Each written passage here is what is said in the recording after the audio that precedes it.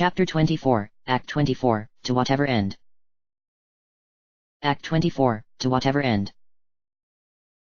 Rydia shivered, wrapping a cloak Edge had let her borrow tighter around her shoulders as she stared out over the horizon. It was unnerving to wake up to utter darkness. Her body knew it was morning, but the black sky outside didn't reflect that. She had never really gotten used to it in the Feymarch, either, but at least they had clocks. She had awoken from a dream where she had spoken with Bahamut. It was already starting to fade from memory, but as she was walking in darkness, red concentric circles would ripple from underneath her feet, like she was walking on water. In one hand, she held her whip, and in another, an old wooden staff. An aristocratic male voice had called her name, and told her to seek out the lair of the father. When she asked what purpose he had of her, an explosion of flames encircled her that drowned out his reply and lit the staff aflame. That had been when she woke up. When had she stepped outside of her room to get some air, she tried to get an idea if she was the first one up by looking at the strip of lights she had noticed were above each of the doors last night. After she had deposited Edge, she saw that if the room was occupied, 2 lights above it glowed. If it was not, only 1 light glowed. To her delight, she saw only 2 of the 6 rooms were still fully lit up, so at least a few people should have been milling about that she could talk to about her dream. But when she stepped into the common area, she only saw Edge. He was pivoting back and forth and swinging his katana as he somersaulted and jumped between the chairs. She had to begrudgingly admit that he looked like a different person doing drills like this, someone more serious and kingly. "Is anyone else awake?" Rydia asked. "Good morning to you too," Edge replied, not pausing to look at her. "Sorry, just me." Rydia pouted. She decided it was best to sit on the observation deck on her own, and that was when Edge offered her his cloak in a rare moment of gentlemanly behavior. If she stood on her tiptoes and squinted, Rydia could see a bluff not too far away that curved into the horizon, and another one nestled within it. It reminded her of the footsteps in her dream, and she was positive that would be where she found the lair of the father. She wondered if it would be selfish of her to ask Cecil if they could go before they started out for the Crystal Palace. She knew they were in a race against time to find his uncle and brother, but she was terrified about what was to come if the All-Father of the Eidolons was calling for her now. With the exception of Odin, it was generally unheard of for an Eidolon to seek out a summoner. The only reason why she was hesitating to ask to go was because of that little stunt Cecil had pulled on Rosa and herself last night. She was no longer angry, she understood that he had good intentions, because Cecil always had good intentions, but she didn't want to be a burden.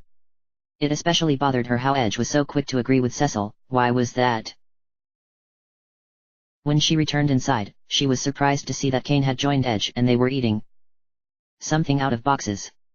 They looked like flaky balls of panko, and she hadn't been carrying anything like that in their food supply when she had reboarded the lunar whale. "Where did you get that?" she asked. Edge grinned. "From the stores downstairs. There are piles of boxes of food down there, remember?" Rydia put her hand on her hip. "You guys realize that food is probably over a couple of decades old, right?" Edge paused mid-bite. "How do you figure?" Kane, for his part, just kept calmly eating, waiting to see where this went. "Well, let's do some math for a moment," Rydia said through gritted teeth. "Cecil is how old?" 20, Kane interjected, because Edge had no clue. "So, that means Cluel would have come here at a minimum of 20 years ago on this ship. It obviously hasn't been used since then." Edge hesitantly swallowed what was in his mouth, and set down the box. Kane glared at him. "Are you trying to poison me?" "If I were going to kill you, it wouldn't be with poison," Edge snapped. "I'd put a little more effort into it." "I'm sure it's fine." Rydia laughed nervously. "I mean, you look healthy enough." But they kept glaring at each other, and Rydia wondered if she should just set off for the lair of the father on her own rather than risk being in the crossfire. It seemed to be the safer of the 2 options.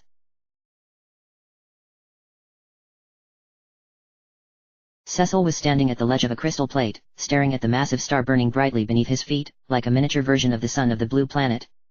In the distance, he could see hundreds of stars scattered about, glimmering like crystals. He wondered if they were the sleeping Lunarians, dreaming of the day they would be able to go home. "Cecil?" A low, seductive voice whispered. "I wonder if I made the right decision. I think we could have gone very far together." Cecil took a step back, looking around. All he could see for miles behind him was the blazing red sky being reflected off of the crystal tiles underneath his feet. There wasn't another living soul. You shouldn't jest yourself. It could have been you. Ah. Cecil shot up in bed, gasping for air. He pushed his hand through his hair to get it out of his face, and his fingers came back glistening with sweat. For a moment, he didn't recognize his surroundings: cold metal walls, a strip of lights above him that were off, a dull mirror hanging over a basin. But finally, the previous night's events rushed back into his mind like someone twisting on a faucet, and he remembered he was on the lunar whale, on the moon, not in the bizarre dream. He felt a trickle of sweat run down his chest, and he sighed, flopping back on the pillow. There was no doubt, that had been Zemus's voice. Cecil. Rosa twisted around in the bed so that she could face him, nothing between them except the white sheet haphazardly contorted around her. Are you all right? Yes.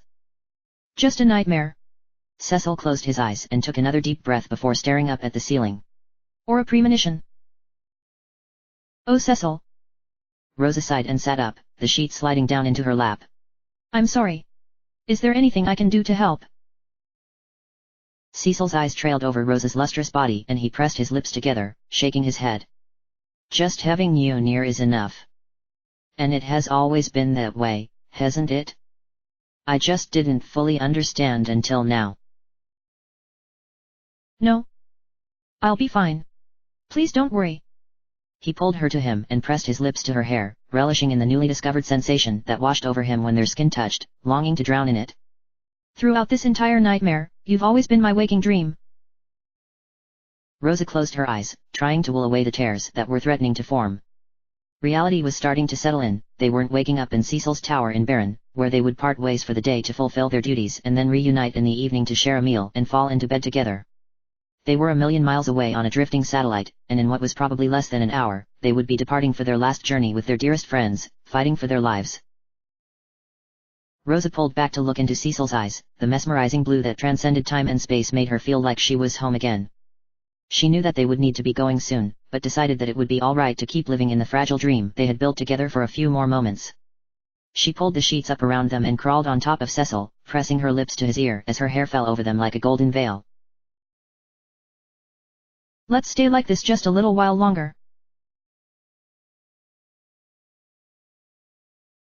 Edge, Rydia, and Kane were standing over the radar screen in the navigation room, watching a pattern of red dots migrate across the map. The monsters are starting to wake up from Fusoya's spell. Edge muttered. Good morning. Rosa said cheerfully as she strode over to them.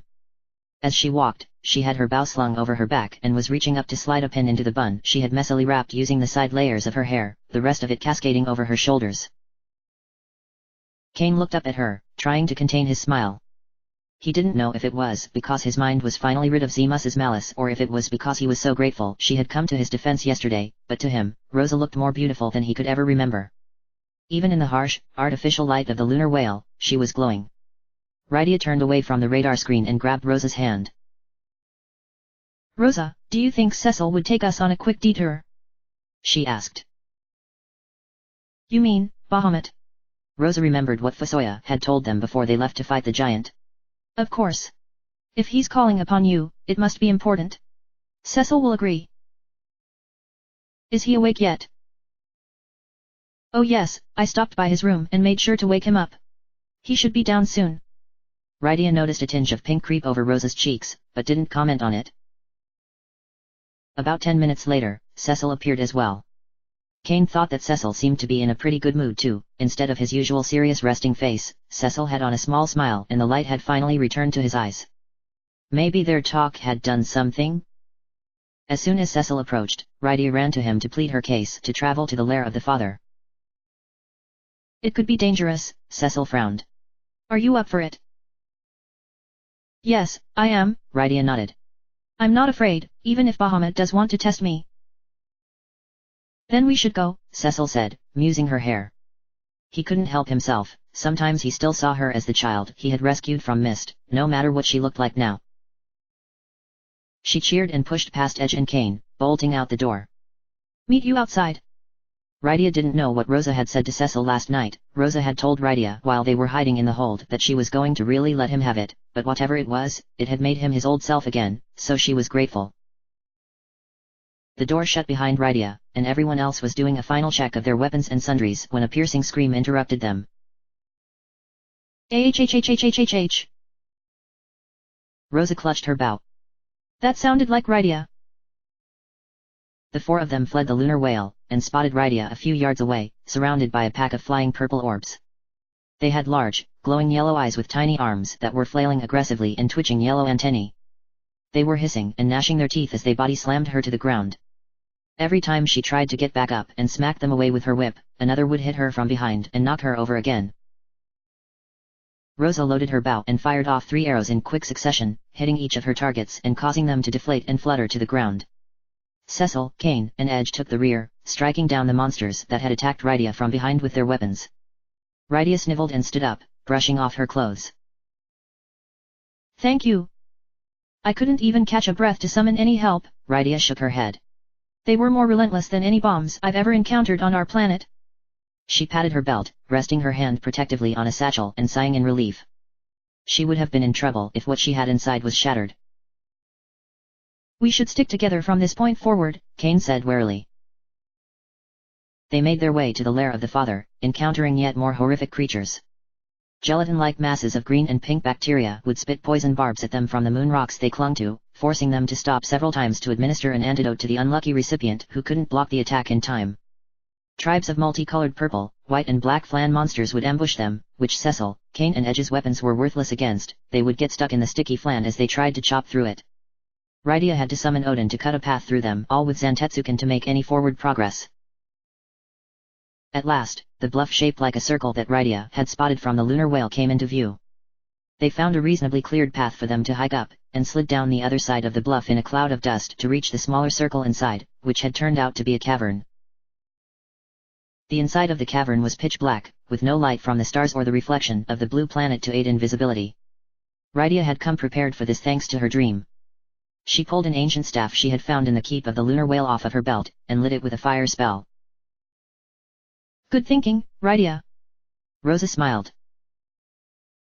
The meager flame revealed a pale gray, rocky landscape covered in a thick layer of dust and pale, shining cave walls that appeared to be covered in entrails of calcite and salt. At the bases of some of the walls, green crystals were growing like clusters of flowers would in a garden on the blue planet. The sound of water dripping could be heard, but there was no visible water source anywhere on the moon itself, so Rydia wondered where it could have possibly been coming from. The air in the cavern was unusually clean and refreshing, but like the moonscape outside, it carried upon it no wind or movement. As they made their way southward on the only trail available to them, their footsteps did not echo, despite the cave walls around them that should have acted as barriers for sound waves. Cecil kept his hand over Excalibur's hilt as they walked, not being able to shake the feeling that they were being watched. Since entering the cavern, a tendril of unease had been clenching his chest. It feels like a cloud of tension hangs in this place, waiting to burst, Cecil said softly. Kane and Rosa nodded on either side of him. Edge was trailing behind last, keeping an eye on Rydia as she marched forward unflinchingly. Even he had picked up on the anxiety that seemed to be woven in the cave's atmosphere, and he prayed she knew what she was getting into. Rydia? He asked. She did not turn back to face him as she walked. Yes. Any thoughts on how this battle is going to go? I'm assuming there will be one. I've been thinking about it, Rydia said. There is not much known about the All-Father, even in the Feymarch. The only clue I have is that the single thing that can defeat Bahamut is his own power reflected back at him. With a giant hand mirror. Rydia rested her hand over the satchel that she had been checking periodically to ensure it was still there. I have a plan. Care to elaborate? I cannot. Please just trust me. After an hour of walking with very few other words exchanged between them, the party came upon what looked like a massive dais made out of carved and polished rock from the cavern. It was surrounded with tall columns that stretched as high as the cavern ceiling, which was impossible to make out in the darkness.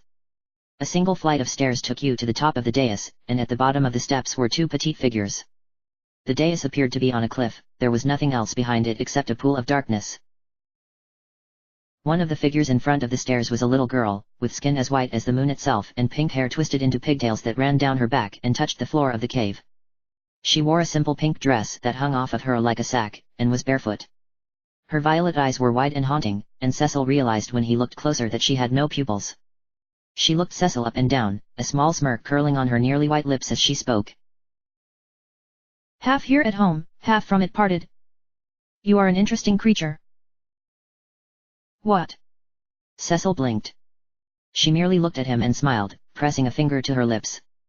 Rydia peered at the girl wondrously. Could she sense that Cecil was half Lunarian just by looking at him? The figure on the opposite side of the stairs was a little boy, the same height as the girl.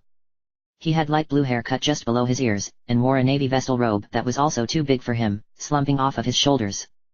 Bare toes peeked out from beneath the robe's folds, and he too had the same haunting, pupil-less violet eyes the girl had. He tilted his head and spoke, trying to project the manliest voice he could manage. What business have you with the first sire, hallowed father of the Eidolons? He summoned me here, Rydia said softly, kneeling before him so that they were the same height. The boy looked her up and down, and as if to approve her arrival, pointed to the top of the dais. Rydia gestured for the others to follow, and she began climbing the stairs. At the top of the dais, waiting with hands folded in the center, was a tall, willowy man with shoulder-length blonde hair that was stick-straight. Over his eyes, he wore an iron-plated circlet that concealed his vision and wrapped around his head in 3 parts. He wore a finer version of the vestal robes the little boy had worn, layers of black and green silk that completely concealed his form, leaving only the flesh across his cheeks and nose exposed. When Rydia had stopped a respectful distance away from him, he spoke. So? You have enlisted the aid of Leviathan. But powers such as his can be won without Light's gift. Rydia said nothing. Cecil, Cain, Rosa, and Edge's eyes met. The children at the bottom of the stairs had turned to watch them. Only the ultimate trial can determine if that most sacred force truly rests within you, Rydia. Do you know what that trial is? Rydia nodded. Then I, Bahamut, hallowed father of the Eidolons, will execute your final trial. The man took a few steps backwards, getting dangerously close to the edge of the dais. With a final nod to Rydia, he did a backflip, throwing himself over the guardrail and plummeting into the darkness below. What the hell? Cain cried. Where did he go? Cecil ran to the back of the dais and peered down over the railing, but saw nothing but emptiness. Rydia ignored Cain's question and pulled out the satchel that had been hanging on her person, revealing 5 vials of glittering purple solution, each crowned with a glass stopper carved like a crescent moon. She quickly handed one to Cecil, Cain, Rosa, and Edge, and kept the last for herself. Please listen, we must time this perfectly. When he is about to stage his attack, pour these all over you. Do not pick up your weapons, these vials need your full attention. What? Rosa blinked. What are these? Lunar curtains, please, just trust me. Before they could say another word, a powerful wind tore through the dais, nearly blowing them over. Rising from the pit of darkness, a gigantic, black-scaled wyvern propelled itself upward with claw-tipped wings that expanded the entire width of the dais. Its slithering, spiked tail knocked out one of the rear columns like a domino, causing it to fly into the abyss below. 2 massive horns sprouted from the top of its head, and smoke was billowing out of its maw as it narrowed its gold-colored eyes. Get ready! Rydia cried. This is Bahamut's true form. Cecil rested his hand on the stopper of his vial, clenching his jaw. He couldn't believe he was facing a beast of this magnitude without his sword in hand, but he realized he had complete faith in Rydia. He wasn't afraid. Cain, Rosa, and Edge were in similar poses, all staring ahead and waiting for Rydia's direction. As the dragon unhinged his jaw, Rydia pulled the top off her vial. Now! Cecil popped open the vial and turned the bottle upside down over his head, feeling the cold, sticky solution cascade down his hair and body and making him shudder involuntarily. Even as it stung his eyes, he kept them trained on the dragon, which had discharged a tremendous explosion of fire that was flying directly toward them, inches away from Cecil's outstretched hand. He felt like every synapse in his brain had shut down and that he was watching the fire crawl toward him in slow motion. Without warning, the roaring fire ricocheted off of Cecil, and slammed into Bahamut's supple stretch of stomach, causing him to throw back his head and release a howl that made the dais quake under their feet. The flames that encroached upon Cain, Edge, Rosa, and Rydia bounced back as well, barraging Bahamut with attacks to the head, throat, torso again, and wings. The fire began to burn and tear through his scales, the nauseating scent of burning flesh filling the cavern. With a strangled cry, the dragon erupted into a ball of flames, and hurled back into the depths below, his body disintegrating into sparkling bone fragments and cinders that floated through the air in his wake. Rydia dropped to her knees, covering her face in her hands. Cecil and Edge ran to her, kneeling by her side. Rydia, are you okay? Edge cried. She nodded, and pulled her hands away. Her face was streaked with tears, but she was smiling. I'm just so relieved that actually worked. She looked to Cecil, and then to Edge, letting her eyes linger. And that you trusted me with your lives. Before she could elaborate, a pair of immaculately manicured bare feet had materialized before them. Looking up, Cecil saw that the blond man had returned, looking down upon them. He extended his hand, and Rydia took hold, standing back up. Your strength of arm and spirit is now proven, he said. Should you ever require my aid, Rydia, it is yours to invoke. Speak by my name, Bahamut, and I shall appear. He reached up, placing his long, slender fingers on Rydia's cheeks, and pressed his lips to hers in a chaste kiss. Her body took on the familiar white aura of an Eidolon's essence bonding with her, and when he pulled away, their covenant was sealed. With nary another word, Bahamut teleported out of sight. Rydia pressed her fingers to her lips and smiled slightly. Edge looked as if he was about to pass out. Cecil had to drag him to his feet and practically carry him back down the stairs. The two children were waiting for them below. You are the first humans to ever visit Bahamut's lair, the boy mused. And the first summoner to ever be granted the privilege to call him, the girl added. Rydia. Rosa threw her arms around her. That was amazing. Why did you keep us in the dark? Rydia blushed and pushed a lock of hair behind her ear shyly. I'm so sorry. I didn't want to. But as you might have realized, even though Bahamut is blind as a human, he has eyes and ears throughout this cavern. She nodded toward the children, who looked at each other and smirked. Oh. I see. And you didn't want the cat out of the bag, so to speak. Kane said. So. That's who I felt watching us, Cecil mused. Rydia nodded. I've been thinking about this battle since we first came to the moon. And because Fusoya said that Bahamut could feel my presence and because I could hear his voice, I knew he was watching us the whole time. While Rosa and I were hiding in the lunar whale, I found these lunar curtains in a box, and thought they might come in handy. I'd ever only read about them in the library of the Famearch, so I just had to have faith that they actually did what they were supposed to do. I had to keep it a secret, lest Bahamut caught wind of what my plan was. Rydia. Rosa shook her head. You owe us no further explanation. The All-Father was right to place his trust in you. Well. Thank you for putting your trust in me, Rydia said. The plan wouldn't have worked if we didn't trust each other 100%. I'm so glad that I haven't been a burden to you. Cecil frowned. You've never been a burden, Rydia. My concern before was misplaced. I apologize. And I forgive you, Rydia smiled. So, should we get out of here and go kick some Zima's butt with our new friend Bahamut? Everyone come close to me, Rosa said. As they gathered around, Edge scooted up next to Rydia and whispered in her ear. So? What was the deal with the kiss? Is that just like an Eidolon thing, or? But Rosa cast the teleport spell before Rydia could reply.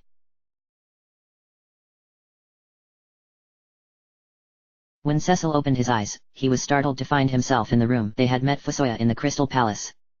Rosa was leaning against a pillar, trying to get her bearings from the spell's after effects, but also seemed quite surprised herself. How did we get here?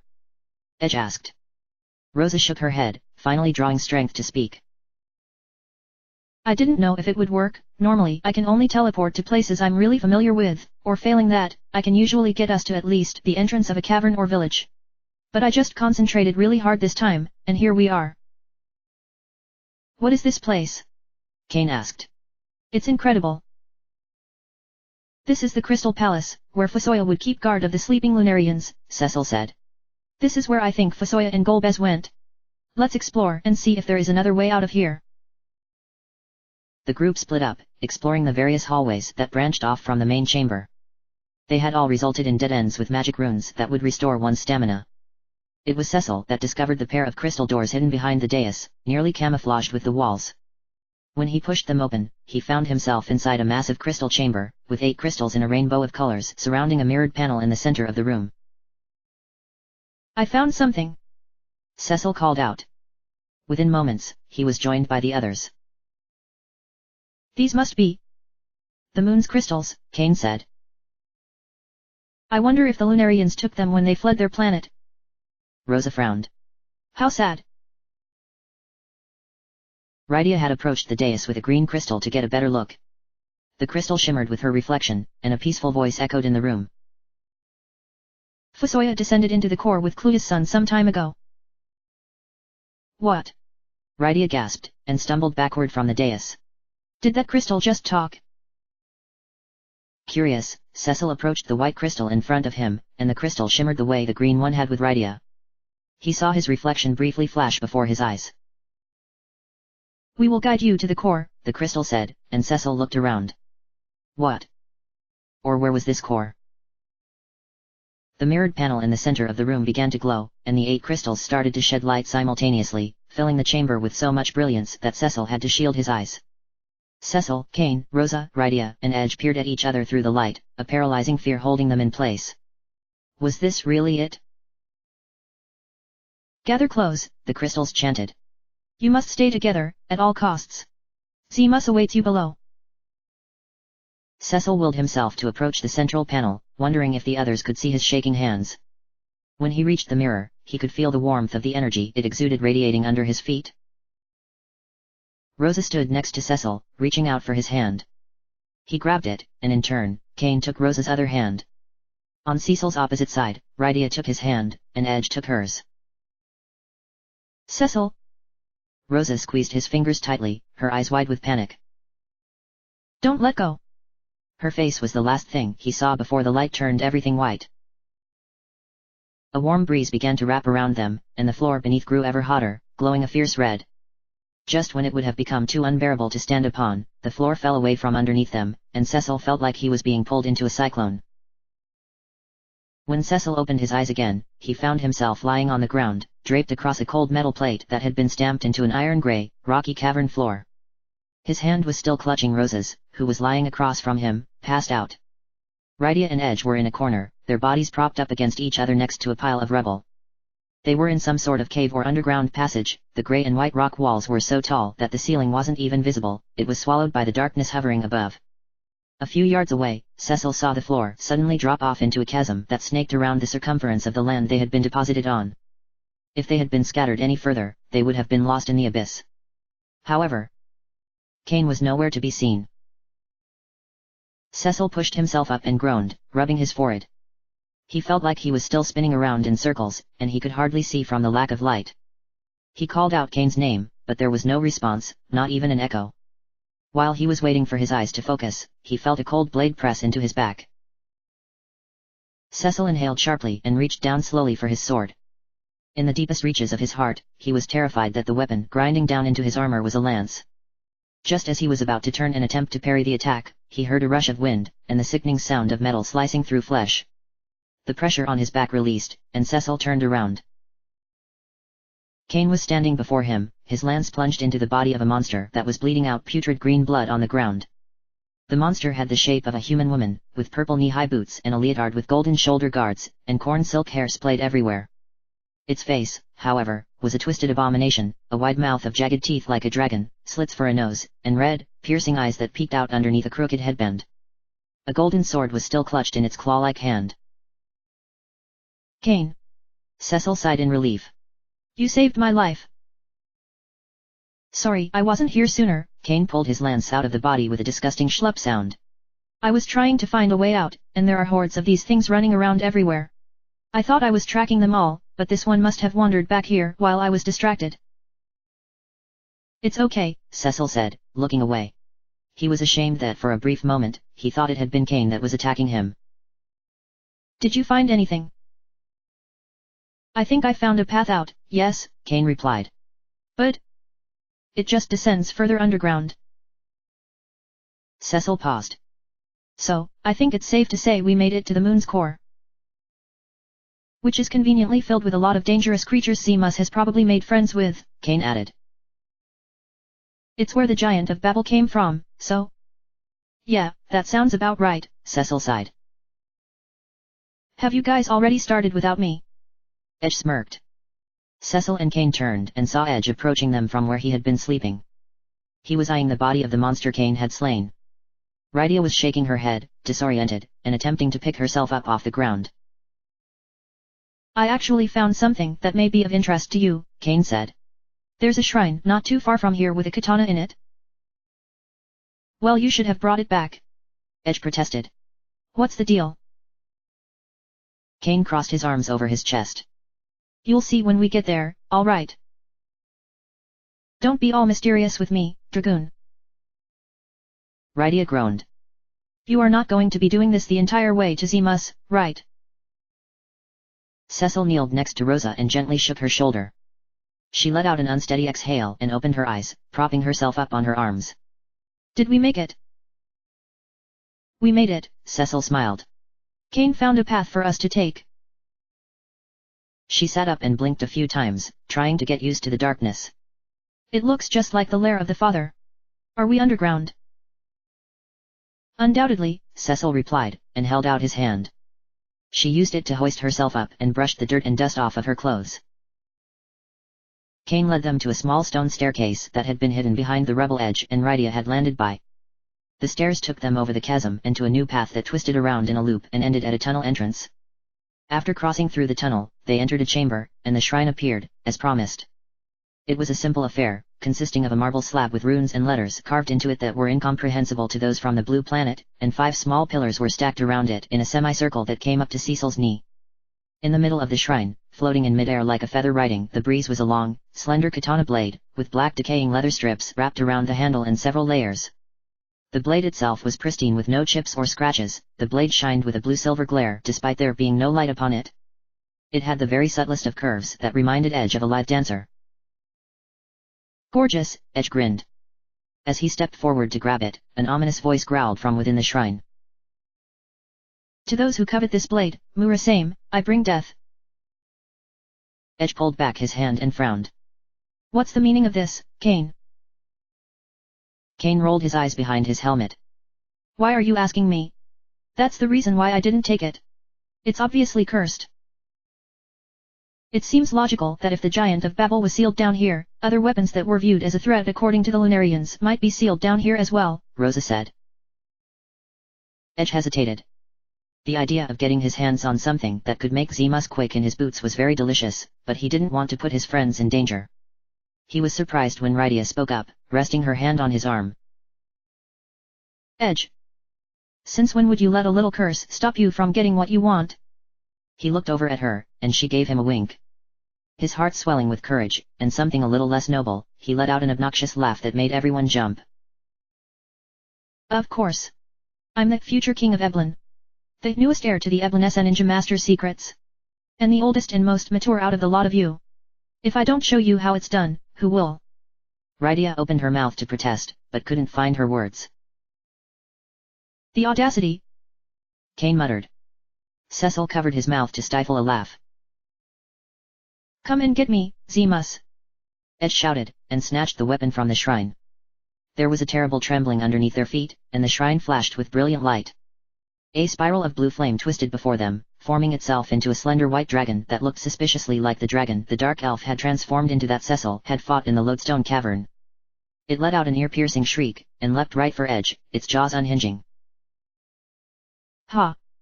Edge yelled, swinging Murasame forward without hesitation and striking the dragon square in the jaw, sending some of its teeth flying from the impact. Cain leapt in the air, riding his lance downward and piercing the dragon's tail, pinning it to the shrine. The dragon writhed vigorously, snapping its jaw and clawing at Edge with its short, but razor-sharp claws. Edge somersaulted and dashed out of the path of each strike, throwing himself onto the dragon's back and yanking back on its long, twitching whiskers. The dragon tried to shake him off, spewing out white flames that Cecil dashed in front of with his shield to cover Rydia and Rosa just in a nick of time. With his right hand, still holding Murasame, Edge bent down over the dragon's head and sliced the blade across its throat, curling his legs around its body and swinging himself underneath so he could drive the blade into the circumference of the dragon's neck. With a wet snapping sound, the dragon's head was severed and crashed to the floor, Edge along with it, who landed into a pile of rocks. The body that had been left behind twitched, as if possessed, for a few moments before collapsing into the shrine and crumbling into dust. Edge pushed away the still bleeding dragon head and groaned, rubbing his back. Took that fall a little harder than I thought. Ugh. Rosa blanched at the sight of the head, which had rolled at her feet, its clouded eyes staring right up at her. She turned away, covering her mouth as she doubled over. Rydia let out a victory cheer and Cain stepped over to Edge, offering his hand. Edge took it reluctantly and jumped to his feet, cringing and suddenly stumbling into Cain's arms when a wound he had gotten from falling opened on his leg. Cain made a disgusted face and Cecil laughed, casting Cura. Edge gave his leg a shake and pushed Cain away, flashing a grin. Thanks, Cecil. I kind of like it better when Rosa cures me, though. Reminds me of when we first met. Sorry, she was occupied, Cecil replied. Rosa had crawled around a corner of the corridor, retching pathetically from the sight of the dragon head.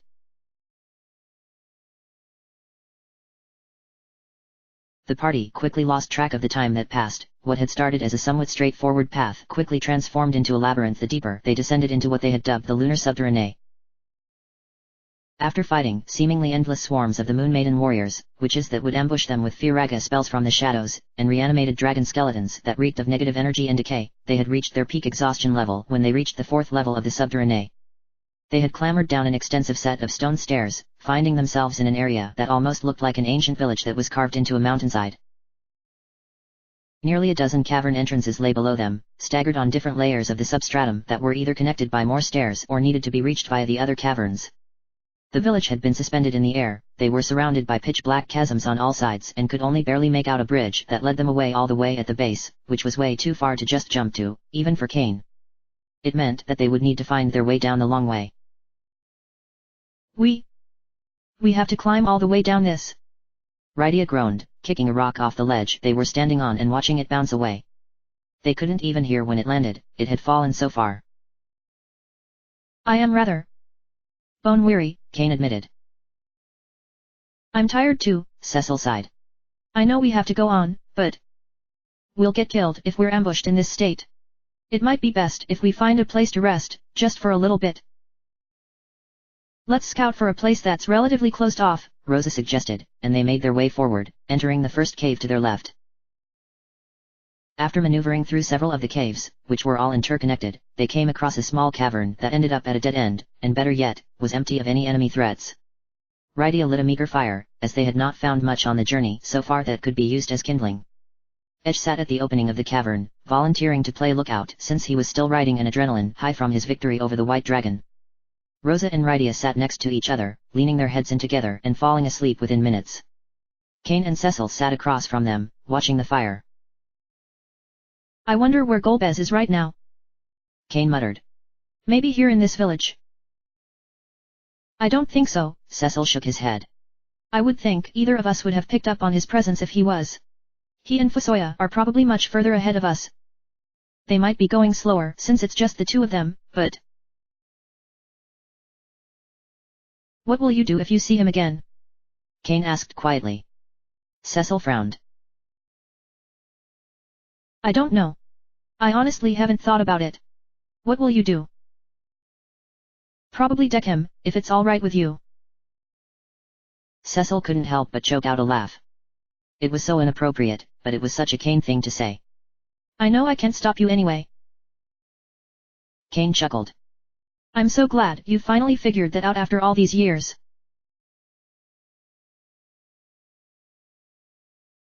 Cecil opened his eyes with a start.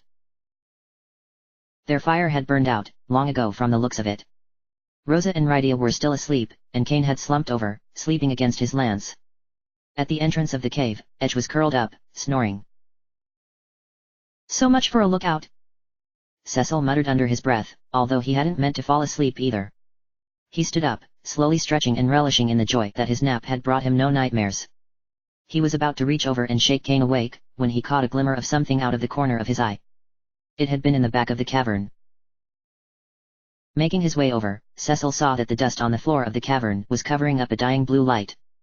When he brushed it away with his hand, he uncovered a rune that had been etched into the ground. The curves and curls of the design illuminated with the light he had spied through the dust. When he kneeled down closer to investigate, the rune flashed, and the cavern disappeared. When Cecil opened his eyes, he found himself standing at the edge of a cliff, and from the looks of it, he was right back where they started at the top of the village, because he could see the remainder of it spread out below. But from this vantage point, he could see the top of the staircase they had originally traversed to reach this part of the lunar subterrane on his right, which must have meant he had managed to access what was thought to be a previously walled-off region. Beneath his feet, the same rune he had seen in the previous cavern glimmered. To his left, there was a short pathway that led north. "I'd better go back and get the others," Cecil thought. But when he stepped back on the rune, nothing happened. He backed up, stepped on it again, but the same result occurred. "Damn!" Cecil hissed. What if he had fallen into a trap? He couldn't jump down from the ledge without breaking his legs, or worse. If he tried to teleport, he would probably end up back in the Crystal Palace, and there would be no way he could make his way back to the others on his own and survive. He had no choice but to follow the path before him. Turning the corner of the rock formation that was to his left, Cecil was startled to come upon yet another shrine. It looked just like the shrine Murasame was resting upon, but this time, instead of a katana, a holy sword was floating in place. The hilt was made from pure gold, and melded into a crossguard that was carved into a triangle shape with a sapphire embedded at the peak. The blade itself was crafted from gold crystal, so resplendently polished that Cecil could see the reflection of his eyes in the blade as if he were gazing into a mirror. A subdued, slithering voice whispered in Cecil's ear. "The power of Ragnarok is abhorred by Zemus, and so must never be set free." Cecil gasped and took a step back, looking around. He was still the only one there. The sword glimmered, and Cecil tried to turn away, but found himself stuck in place.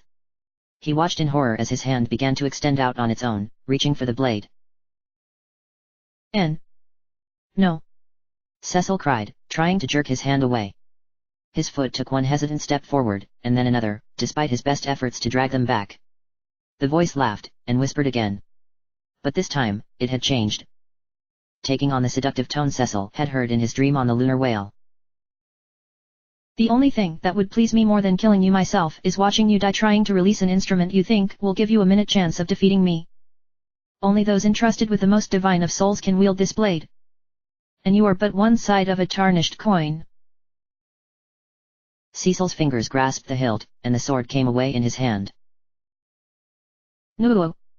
Cecil screamed, and blinding light was released from the shrine.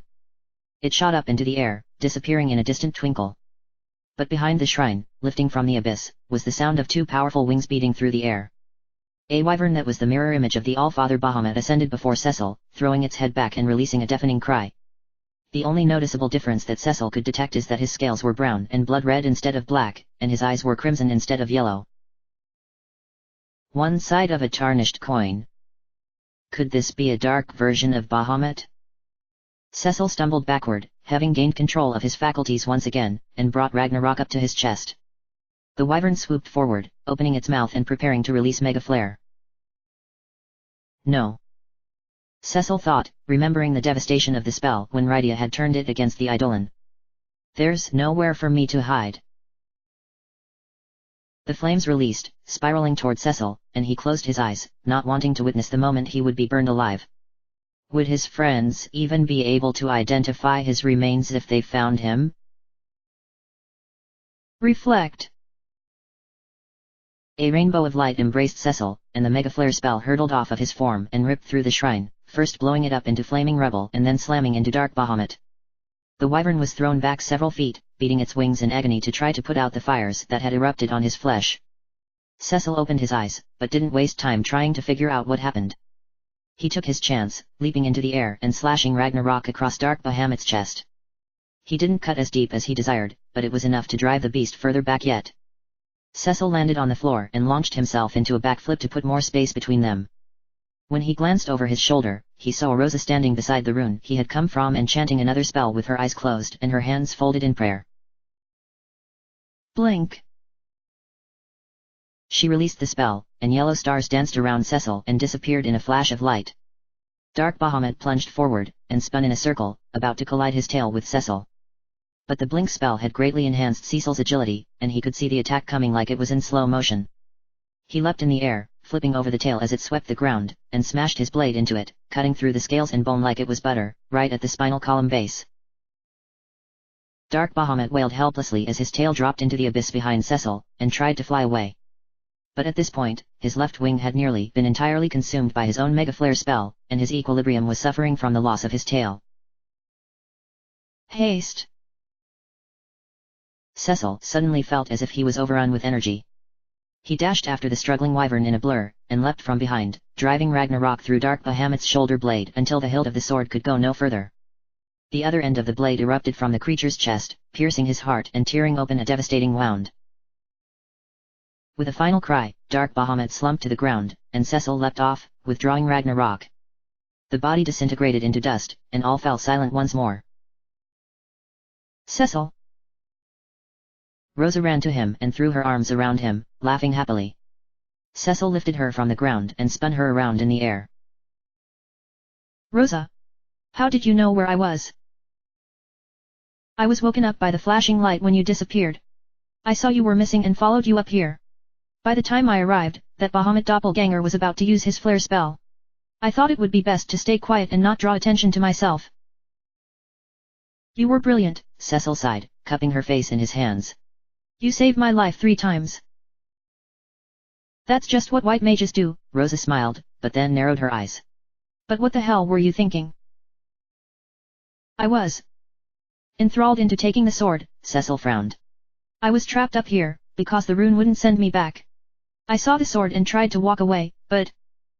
Zamuz. He took control of my body and made me remove it from the shrine. What? Rosa blinked. Please tell me you're not serious. Unfortunately, I am, Cecil sighed. He told me that I would never be able to wield the blade, so he figured he could just kill me off here now instead of later. Rosa shook her head. What a fool. Why would he think you, a paladin, could not wield a holy sword? Cecil didn't answer her right away. He dropped his hands from her face, and looked down at the ground. He said I was merely one side of a tarnished coin, Cecil muttered. Because I'm Golbez's brother, I must still have darkness in my heart too. Cecil. Rosa grabbed his shoulders. You know that's not true. Do not let Zemus plant any seeds of doubt in your mind. The light at Mount Ordeals. Your father made you a paladin for a reason. Your guiding light has been the only thing that has kept the 5 of us together on this journey. And besides... She touched his hand that was holding Ragnarok. It sure looked like you were doing okay with that sword to me. Zemus is a liar, and he's just trying to manipulate us because we're so close to ending his plans. Listen to her, Cecil. Cecil and Rosa both looked up in surprise. Cain was standing near the rune, leaning on his lance. Cain! Cecil cried. How long have you been here? Long enough, Cain shrugged. But Rosa is right, Cecil. Didn't you listen to Queen Azura in the Feymarch? Light attracts dark, and we, your friends, will be your shield from that darkness. But you've still got to believe in your own light, or we're not going to have anything to protect. You are not your brother. Cain? Rosa?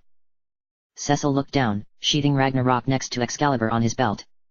Cain walked over and put an arm around Cecil's shoulders in a half embrace. Rosa wrapped one arm around Cain's waist, and then Cecil's, pulling them against her. Cain hesitantly wrapped his other arm around Rosa's shoulders, and Cecil rested his hands on each of his friends' backs, completing the circle. Thank you for being the best friends anyone, on our planet or otherwise, could ever have, Cecil said softly. Please just hang in there a little longer for me, and then we can go home. They bowed their heads together, not hearing the distant thunder that had begun to emit from deep within the moon's core. End of chapter. Chapter end.